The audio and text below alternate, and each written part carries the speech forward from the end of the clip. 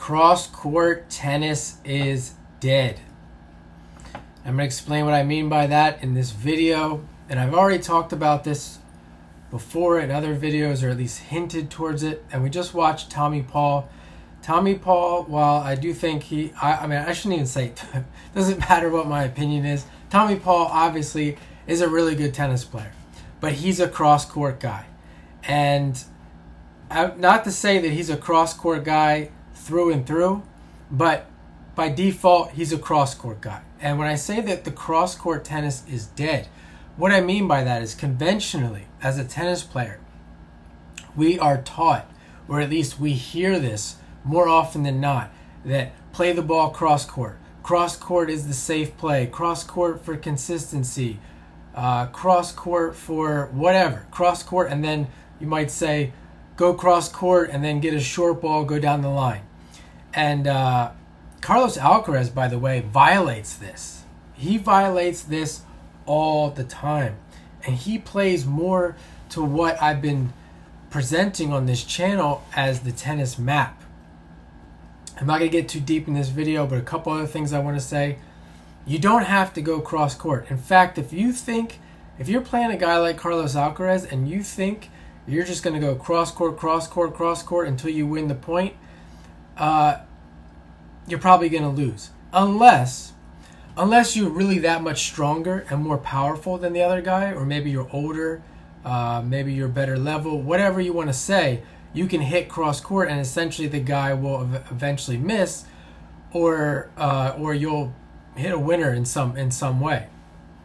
Now, the other thing I want to mention is there is something called that's been called the Ward laws, or the Ward law of directional, something like that. Something Ward law is directional. So we'll just call it the directionals.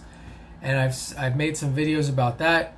If you haven't seen those, even if you've never heard of the directionals, even if it's not my video and you're watching this, I would look up the principles on the directionals, because there is lots of value to it. But again, Tommy Paul plays the directionals.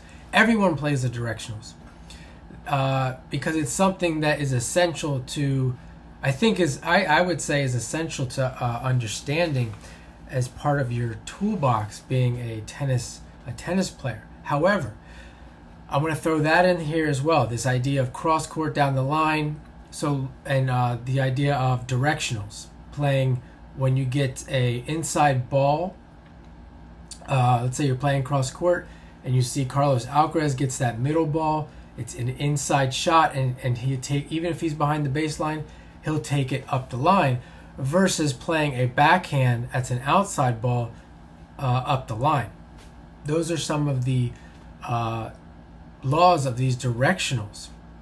And what I'm saying is that while I do think it's good to know, you don't want to be confined to these rules. So you don't want to look at the court, you don't want to look at the game as a cross-court, inside shot, go the other way. There's college coaches, probably more often than not, college coaches, high school coaches, just coaches in general coaching teams will live by these principles for their coaches. Kind of like a lot of times in high school, you see a lot of high school coaches preaching just keep the ball in, because that wins at their level. That more often than not, will at a lot of high schools will get the win for these players if they can just keep the ball in.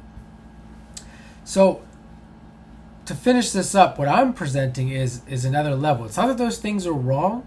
It's just at the highest level, at the most creative, at the most dynamic, really the highest level you're going to expect from a tennis player or of yourself is someone who looks at the court with the tennis map in mind, or at least, again, having an understanding of the cross-court game, having an understanding of the directionals, but then also having this grander perspective that there's a lot of other things that you can do by using the tennis map. And that's when you really tap into your own creative, individuated self, and you become, or at least I should say you have the potential to become like a Carlos Alcaraz at your own level. But if you don't understand the tennis map and you're confined to this cross-court, old, outdated thinking, it's been old forever now.